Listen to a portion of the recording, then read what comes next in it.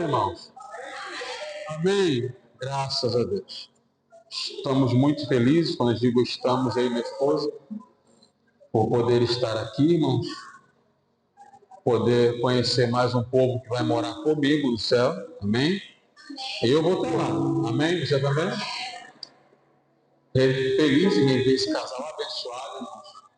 Pastor Diel, sua esposa, sempre foram muito parceiros nossos lá em Honório Gurgel. Eu moro em Honório Gurgel, é pertinho, sabe? É ali de Mineiro, tá Mineira não? É 1 hora de viagem, irmão. Meu Deus. Também pegamos um acidente ali, o GPS nos ajudou a contornar. Mas feliz por estar aqui. Essa lá é uma bênção na nossa vida, amém? Essa família é uma bênção pra gente. E para tirar ela do milho é ruim. Glória a Deus, filha de Deus. Minha esposa é muito envolvida lá no Parque Bela Vista, onde nós congregamos, filial de Maria Saué, os filhos de Madureira, netos de Madureira, por assim dizer. Então a minha sogra, a mãe dela, é a pastora local agora. Então a gente fica muito, muito preso à congregação, mas ela tem nos liberado para ministrar os domingos e graças a Deus ela tem ido comigo, tem podido estar comigo. Antes nós éramos líderes de jovens, então ficava mais difícil, mas agora tem ficado mais tranquilo de sair. Muito feliz por conhecer vocês, amém? Deus os abençoe. Vamos lá, abra sua Bíblia comigo, João capítulo número 4. João capítulo número 4. Não vou enfadar os irmãos, amém? Quem me conhece sabe que eu não demoro nos sermões. Eu tenho certeza que Deus já abençoou a sua vida, amém? Você crê nisso? João capítulo 4, verso número 1. Desculpe, irmãos, a leitura um pouco extensiva, mas é o texto e o contexto que nos exigem a leitura, amém? Quando, pois, o Senhor veio a saber que os fariseus tinham ouvido dizer que ele, Jesus, fazia e batizava mais discípulos que João, se bem que Jesus mesmo não batizava, e sim os seus discípulos, deixou ele a Judéia, retirando-se outra vez para a Galiléia. E era necessário lhe passar por Samaria. Chegou, pois, a uma cidade samaritana chamada Sicar, perto das terras que Jacó dera a seu filho José. Estava ali a fonte de Jacó. Cansado da viagem, assentou-se Jesus junto à fonte por volta da hora 6ª, meio-dia. Nisto veio uma mulher samaritana a tirar água. Disse-lhe Jesus: dá-me de beber, pois seus discípulos tinham ido à cidade comprar comida. Então lhe disse a mulher samaritana: como sendo tu judeu, pedes-me de beber a água que sou mulher samaritana? Porque os judeus não se davam com os samaritanos. Replicou-lhe Jesus: se conheceras o dom de Deus e quem te pede, dá-me de beber, tu lhe pedirias e ele te daria água viva. Respondeu-lhe ela: Senhor, tu não tens com que tirar a água do poço que é fundo. Onde, pois, terias água viva? És tu, porventura, maior que Jacó, nosso pai, quem nos deu este poço, do que ele mesmo bebeu, como também seu filho e seu gado? Afirmou-lhe Jesus: quem beber desta água tornará a ter sede. Aquele, porém, que beber da água que eu lhe der, nunca mais terá sede. Pelo que contrário, a água que eu lhe der se tornará uma fonte a jorrar para a vida eterna. Disse-lhe a mulher então: Senhor, me dá desta água, para que eu não mais tenha sede, e nem precise vir aqui buscar água. Disse-lhe Jesus: vai, chama teu marido e volta. E ao que lhe replicou a mulher: não tenho marido. Respondeu Jesus: bem disseste, não tenho marido, porque 5 já tiveste, e o que agora tem não é teu. Isso disseste com verdade. Respondeu-lhe a mulher: vejo que és profeta. Se for glorificando Deus, se assente em nome de Jesus. Obrigado.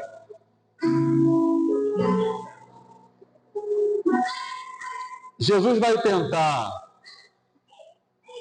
iniciar alguns milagres e alguns ensinamentos na Judéia, mas vai ser rejeitado. Então diz a Bíblia que ele vai sair da Judéia e outra vez vai para a Galiléia.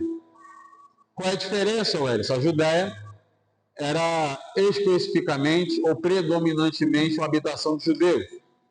Era a sede da adoração, enquanto a Galileia tinha gentios morando lá. Ele vai atravessar da Judéia para a Galileia. Quantos me ouvem? Diga amém. No meio desse caminho tinha Samaria. Era bem verdade que os judeus faziam a volta para não passar por Samaria. Por que não passavam? Porque os judeus não se comunicavam, não se davam bem com os samaritanos.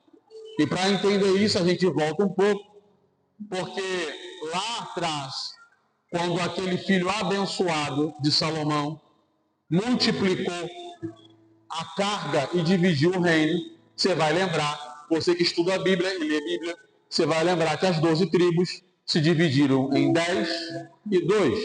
O reino do norte ficou com 10 tribos e o reino do sul com apenas 2. Este reino do norte, ele vai ser dizimado, apagado da história, quando ele é levado cativo para a Babilônia.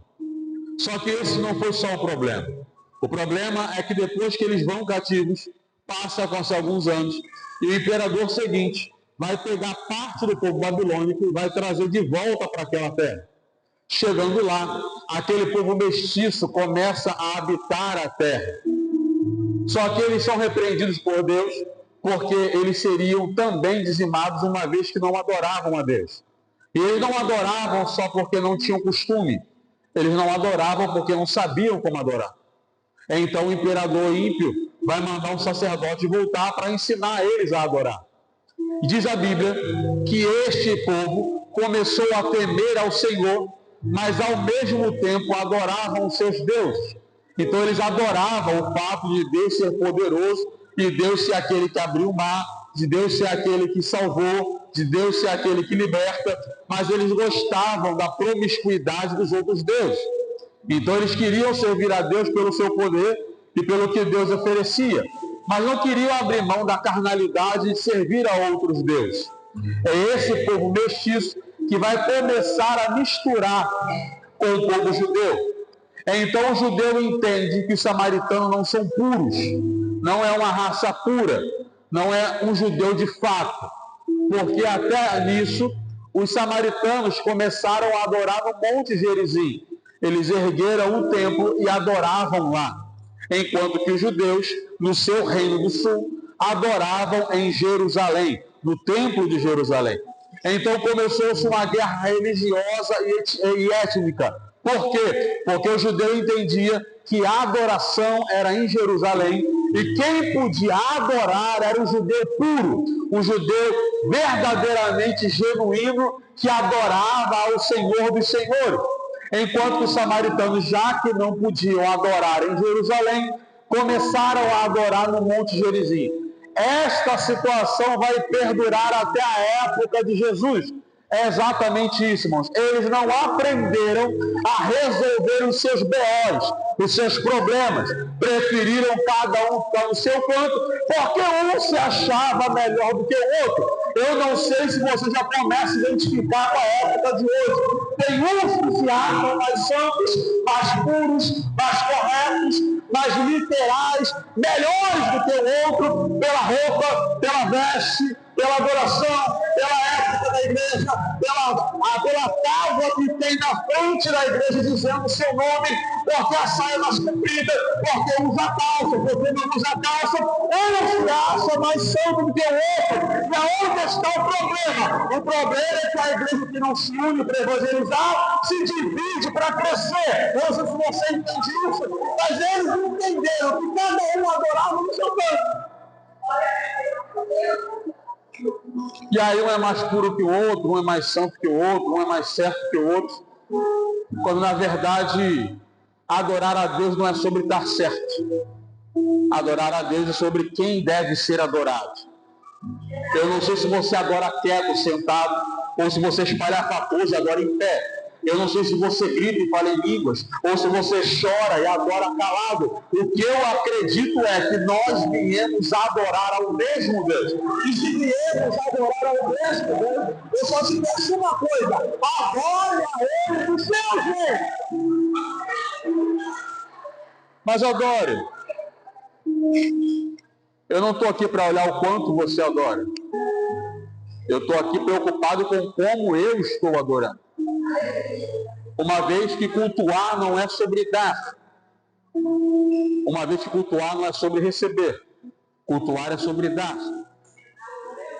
Hoje eu me peguei no carro e de manhã cedo fui levar minha sogra, a minha pastora, na matriz para fazer um almoço para os obreiros. E quando eu deixei ela, que eu voltei, eu falei, Jesus, eu nem orei hoje para poder sair com o carro. Me peguei e orei na volta. Jesus me guarda do assalto, do acidente, da pane. E conforme eu ia orando, dentro do carro, o Espírito falou assim, você pediu tudo, mas não agradeceu por nada. E aí eu parei para pensar, eu falei, quantas orações você e eu já fizemos, e no final da oração Deus se pergunta, mas ele só pede?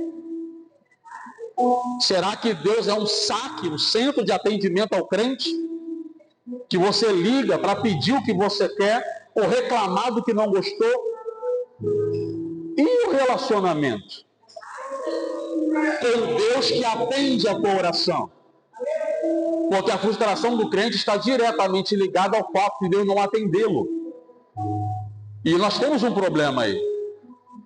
Essa mulher agora, deixa eu andar um pouco, mas você entendeu por que ele não se fala. Então o samaritano era considerado misturado, e o judeu considerado puro. Então já que eles não se misturam, era muito hostil ou muito perigoso um judeu atravessar da Judéia para a Galiléia, passando por Samaria. Havia no caminho salteadores, violentos, alguns que hostilizavam os judeus se visse a sua veste e visse que ele estava indo para a Judéia. Então o que o judeu fazia? O judeu dava a volta beirando o Rio Jordão e aumentava o caminho em cerca de 30 a 40 quilômetros. É mais ou menos ir a pé daqui para Honório. Misericórdia, irmão. É chão, hein? Se de carro dá 45 minutos, a pé vai... A gente anda o quê? A 10 km por hora, mais ou menos? Não é isso? Faz as contas. 10 km por hora. São 4 a 5 horas de viagem a mais, só para não dar de cara com o samaritano. Ô rincha besta. Para não falar, eu vou dar de cara com o samaritano. O judeu andava de 30 a 40 quilômetros a mais. Sabe aquele... Se você já fez isso, você vai levantar a mão para não se constranger não, mas você sabe se já fez ou não. Sabe aquela irmã ou aquele irmão que você fala, é chato a beça. Você vê de longe, você atravessa por outro lado da calçada, que é para ver se ele não te vê. Quem já fez isso? Levanta a mão, não. Alguém já fez isso aqui? Tem um irmão lá da igreja, irmão, que ele, vou falar o nome, você está filmando, né? Vamos melhor não falar o nome. Que ele não sabe dar a paz do Senhor e pronto. Se você der a paz para ele, ele te para e vai contar do dia dele. Para ver se você pensa 2 vezes. Finjo que não vi, ou eu dou a paz. Porque hoje eu não estou com tempo. Já teve dia de dar a paz assim, ó, paz, varão, estou indo. Se é para ele não me parar. Mas o judeu andava de 30 a 40 quilômetros a mais. O percurso era de 100 km, mas virava 130, 140. Segundo a história, não a Bíblia. Mas Jesus não quer cortar caminho. E isso que eu acho maravilhoso. Você pode falar para o seu irmão aí, Jesus não corta caminho. Fala para ele. Fala para ele, Jesus não corta caminho. Jesus fala, é necessário passar por Samaria. E ele vai passar porque ele precisa salvar alguém. Ele tem um encontro marcado com uma mulher que nem sabe que tem um encontro marcado com ele. Porque Jesus, irmão, é especialista em marcar encontro conosco sem nos avisar. Quando você vê, você já está no encontro com ele. Você vai falar, mas nem sabia, nem estava pronto para isso. Mas o céu já tinha escrito. É você que não foi avisado. Mas quem somos nós para exigir que ele nos avise? Se ele resolveu marcar um encontro contigo, Seja no deserto, seja na montanha, seja no vale, seja na tua casa, ele vai marcar e tu vai sem saber que você tem ido. E alguns encontros de Jesus são particulares. Eu acho impressionante que são 3 encontros que Jesus marca no início de João. Encontros particulares. Antes de você ler do encontro com a mulher samaritana, Jesus também tem um encontro com Nicodemos, sozinho, para não constranger o homem. Só que dessa vez foi Nicodemos que procurou Jesus. Só que o que ele não sabia é que a procura dele já estava escrita e marcada. Às vezes parece que a iniciativa foi nossa. Ledo engano, ele já marcou com a gente. Ele só esperou você tomar a atitude. Mas já estava marcado. E ele vai constranger Nicodemos a entender o que é o novo nascimento. Depois da mulher samaritana, se você andar um pouquinho, ele vai ter um encontro com o homem do tanque de Betesda. 3 encontros particulares e especiais. Porque tem coisa que Jesus não vai fazer de modo público, ainda que o resultado do encontro seja completamente público. Ele vai resolver o B.O. contigo no particular, porque ele sabe ser psicólogo por excelência. Se fizer em público, não corre, então ele faz no particular. Mas quem não viu o encontro vai ver o resultado do encontro. Seja isso, quem não viu o encontro vai ver o resultado do encontro.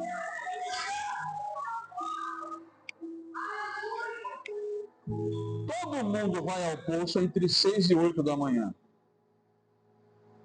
Segundo a história, é o horário que as mulheres procuravam ir ao poço, uma vez que o sol era castigante.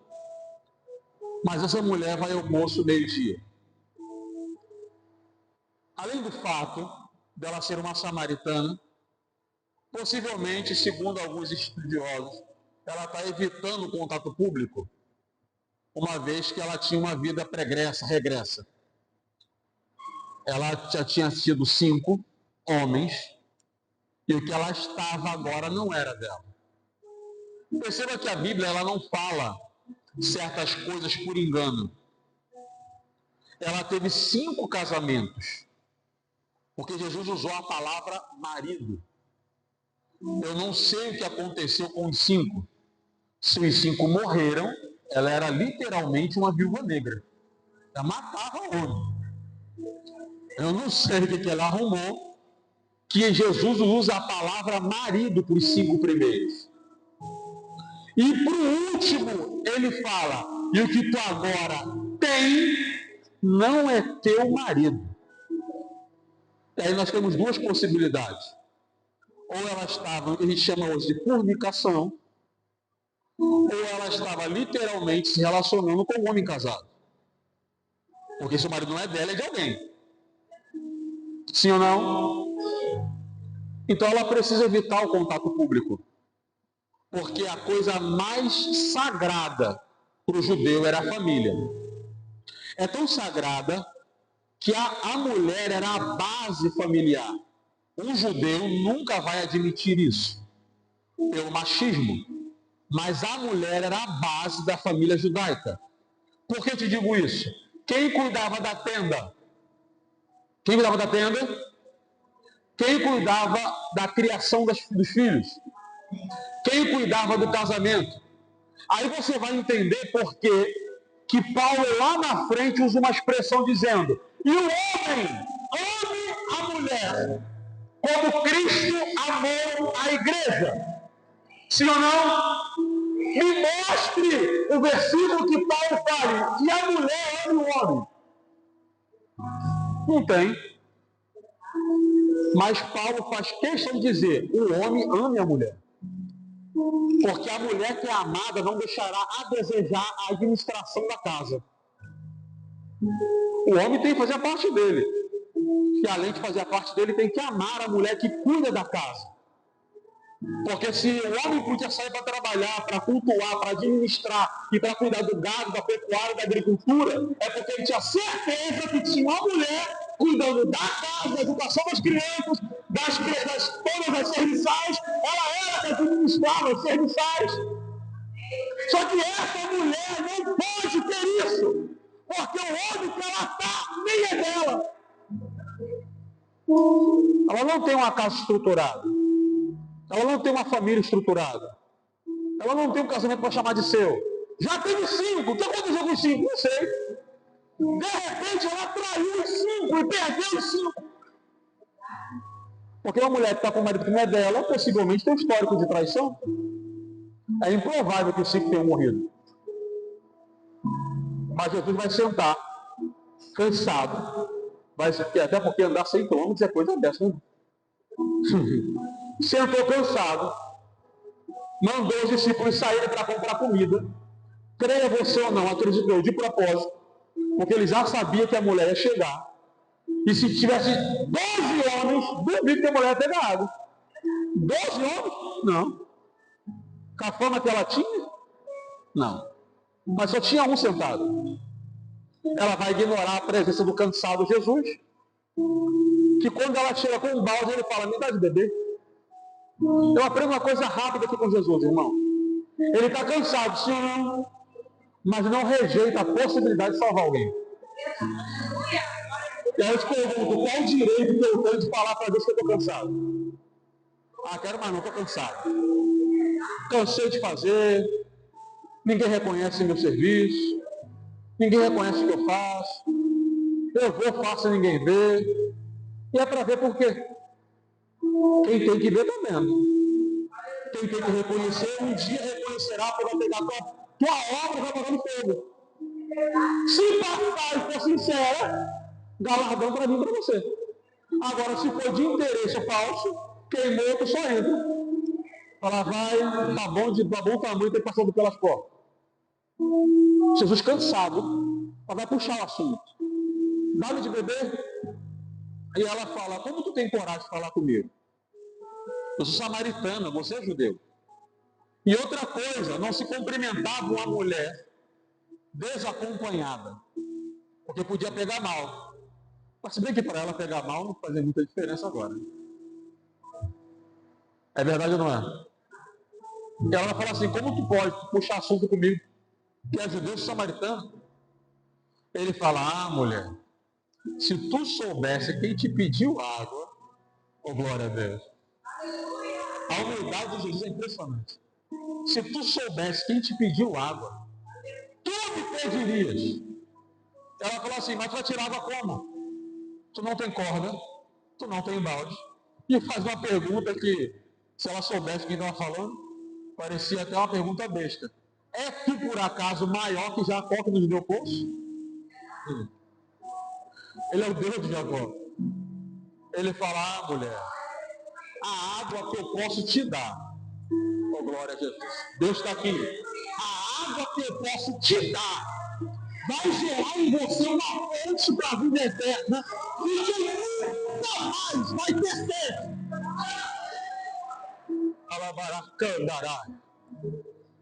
Ela vai dizer, se é para não passar vergonha, se é para não precisar andar tudo isso em pleno sol de meio-dia, me dá essa água, eu nunca mais ter sede.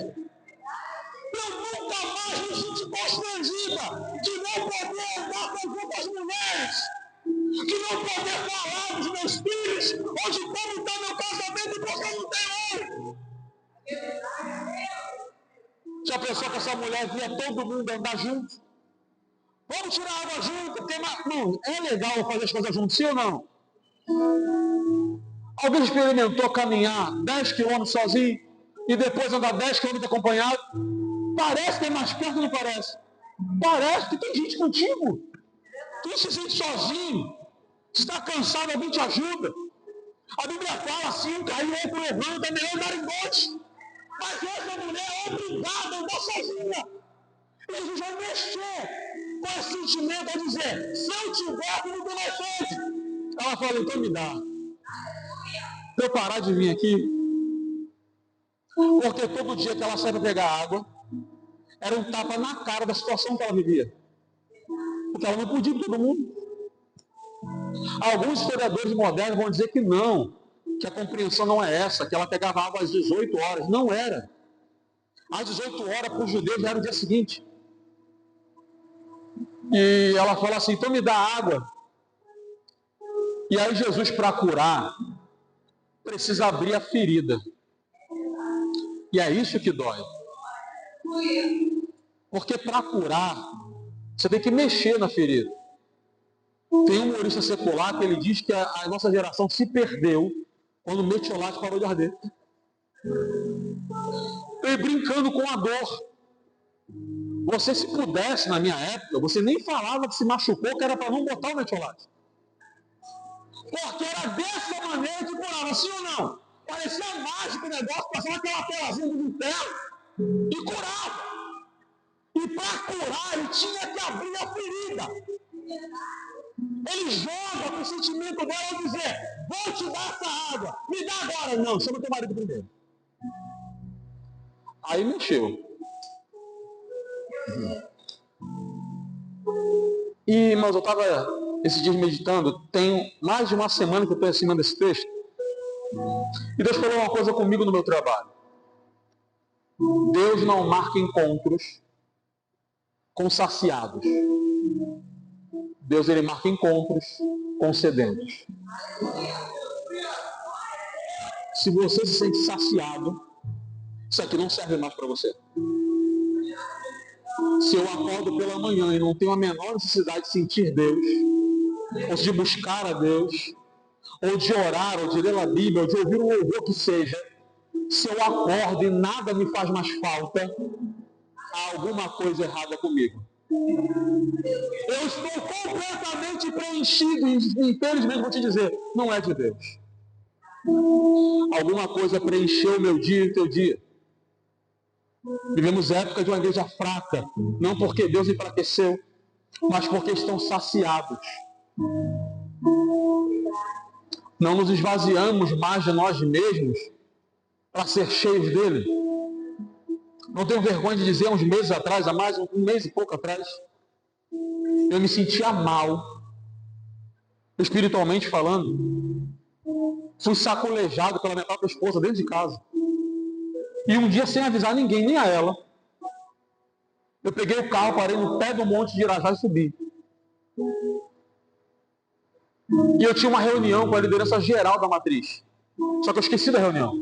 Eu subi o monte, era 7h30 da noite, pastora. E a reunião era às 8h30. Eu falei, Jesus, eu queria ficar aqui um tempinho. Mas eu subindo o monte, você crê ou não, chegou um WhatsApp do meu líder geral da UAD. Welles, vamos transferir para 9h30. Eu falei, glória a Deus. Eu sentei no pé do monte, no pé não, lá em cima de uma pedra que estava cheia, estava lotado. E a única coisa que eu falei foi, Deus, eu quero descer vazio. Não, Welles, como assim? Eu quero descer vazio completamente de mim. Eu não quero mais nada meu. Ao chegar no pé do monte, eu quero estar completamente vazio do Wellington Rodrigues Gonçalves. Para que o Espírito possa novamente encher a minha vida. Porque tem hora que, se você olhar para dentro de você, você não sente falta de algumas coisas. É crente, irmãos, como Deus está aqui. É crente chegando para a igreja, não tem mais falta de falar em línguas, não tem mais falta de sentir um arrepio, não sente mais falta de vir a vida, não sente mais falta de perdoar, não sente mais falta de abraçar o irmão, de se voltar comigo. Parece que nada aconteceu. Um bando de igrejas saciadas.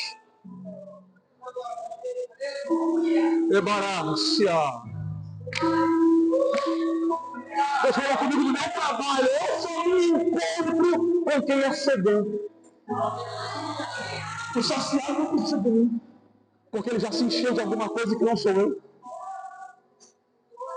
Eu não quero te perguntar e você responda para dentro. Você está saciado ou é sedento?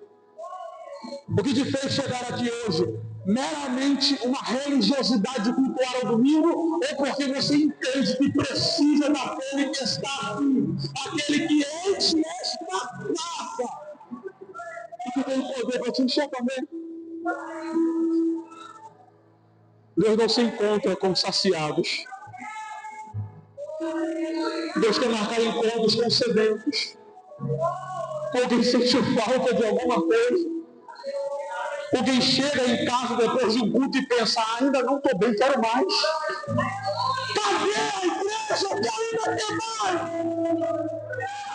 Como salvaremos os sedentos se eu estou saciado? A verdade é que... Deixa eu fechar. A verdade é que tanto quem está lá fora, quanto nós que estamos aqui dentro, estamos no mesmo patamar de ser sedentos. Todos somos sedentos. Ué, então qual é a diferença de mim para o não crente? A diferença é que por mais que você seja sedento, você carrega a água que mata a tua sede.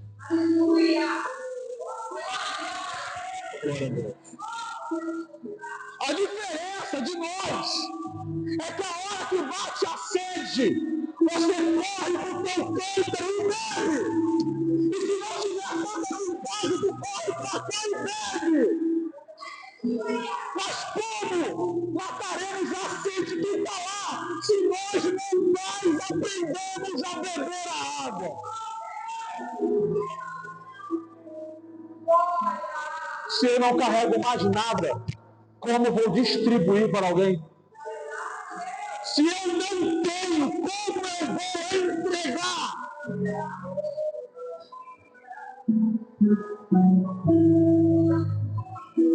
O problema não está em Deus. Ele ainda é o mesmo. Ele é o mesmo ontem, hoje e será eternamente. Mas como vamos saciar? Como vamos preencher os sedentos?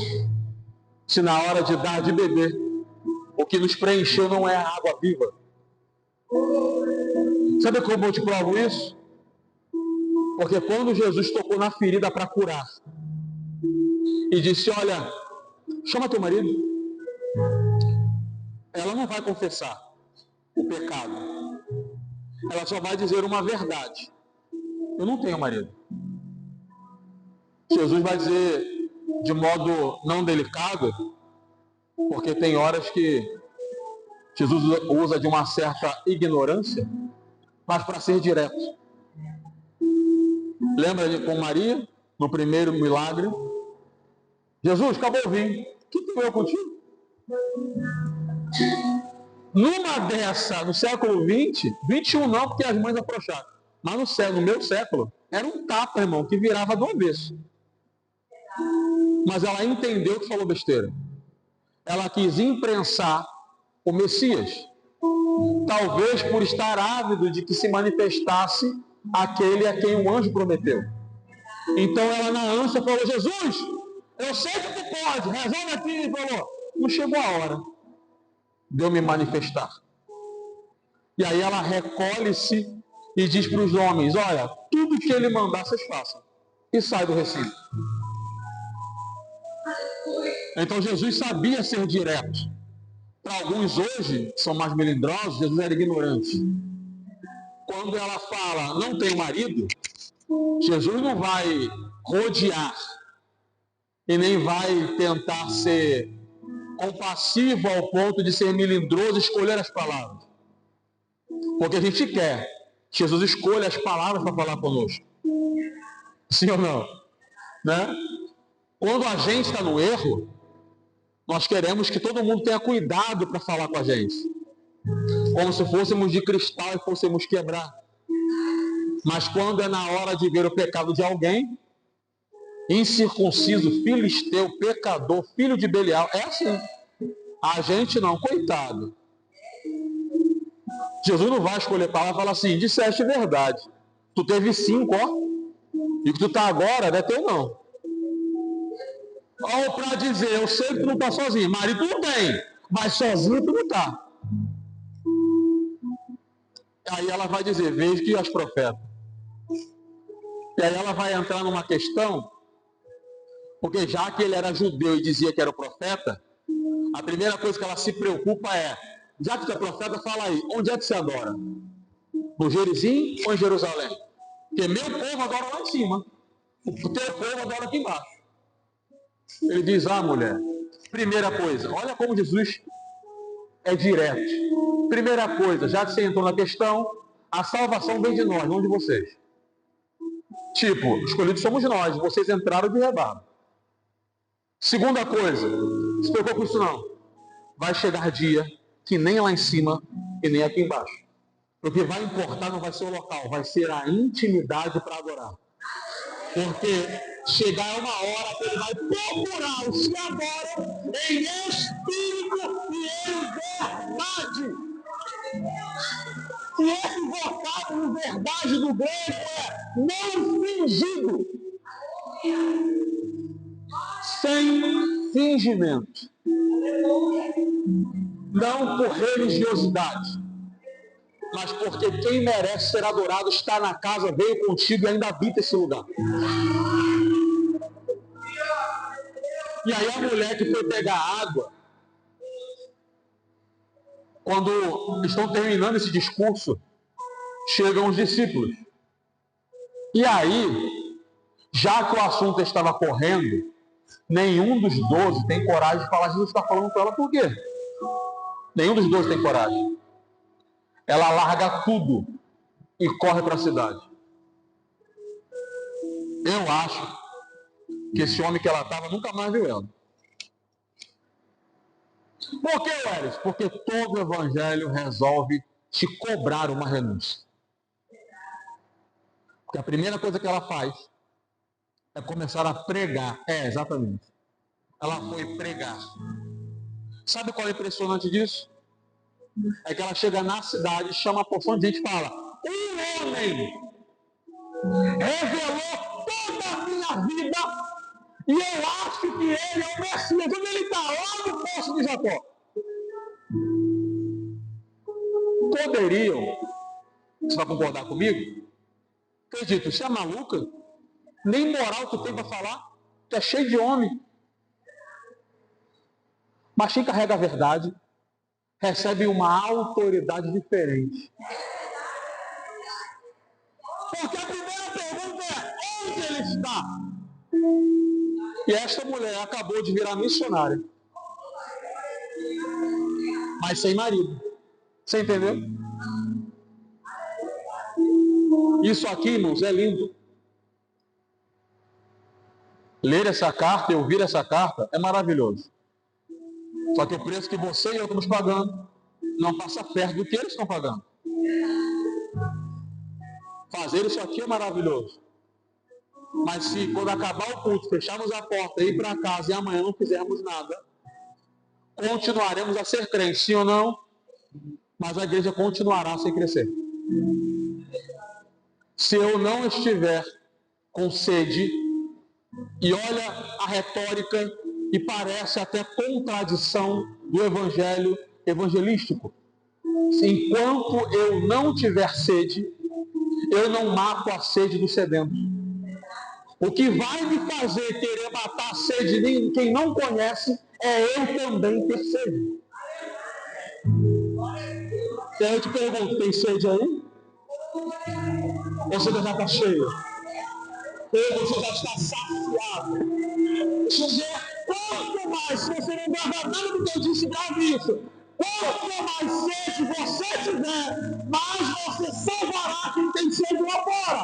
Porque quanto mais eu quero, mais eu terei para dar. Quanto mais eu busco, mais eu terei para entregar. Porque o evangelho é sobre entrega daquele que já entregou.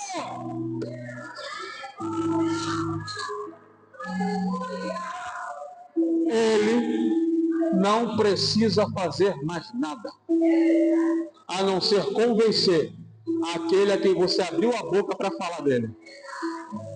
Só que não dá para convencer quem nunca ouviu. Welles, mas ele já sabe. Você também já sabia, alguém falou para tu? Sim ou não? Eu tinha 10 anos quando fui para a igreja, mas alguém me levou. E quando eu cheguei aos 13, que eu beirei a depressão, alguém me tirou de casa. Meu irmão mais velho. Vamos, levanta, irmãos, você tem noção? Eu não saía de casa. 13 para 14 anos, minha mãe pedia para eu ir para a rua brincar. Eu falava, não quero. Mesmo tendo ido 4 anos para a Batista Filadélfia. Falei, não vou mais. E não fui. Até que o irmão mais velho, ué, conheci uma igreja, vou te levar. Se arruma que eu vou te levar. E quando eu chego na igreja, eu não vou cantar porque senão vocês vão embora. Mas sabe aquele hino Árvore Cortada? A esperança para o ferido. Vou cantar quando vocês vão embora. Nós, aquele hino me desmontou. Porque ao cheiro das águas, até uma árvore cortada brotará. Você cantando é mais fácil, né? Aí eles ficam. Então alguém falou para mim. Alguém sedento, porque meu irmão era recém-convertido, novo convertido. Alguém sedento me deu água. Oh, glória a Deus. Alguém sedento me deu água. Eu tenho sede, é por isso que eu tenho para te dar. Porque quem sabe que vai ter sede, não anda sem água.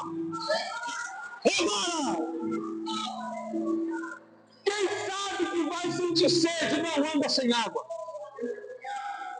E quando vê alguém que tem mais sede que ele, fala, toma aqui, que eu sei que eu como ter sede. Precisamos nos preocupar mais em ter sede. Para aí ter condições de matar a sede de alguém. Então, em nome de Jesus, vamos fazer um pacto aqui hoje. Você pode levantar a sua mão? Você pode repetir comigo, por favor? Se quiser, se não quiser, eu te entendo. Fale juntamente comigo. Eu me comprometo a continuar tendo sede. Para matar a sede de quem Deus me apresentar. Você crê nisso? Que Deus abençoe a Paulo Jesus. Que Deus abençoe a Paulo. Ele tem bastante verdade. Porque ele pode, ele é, ele faz, ele realiza. Ele mata a tua sede. Deus abençoe.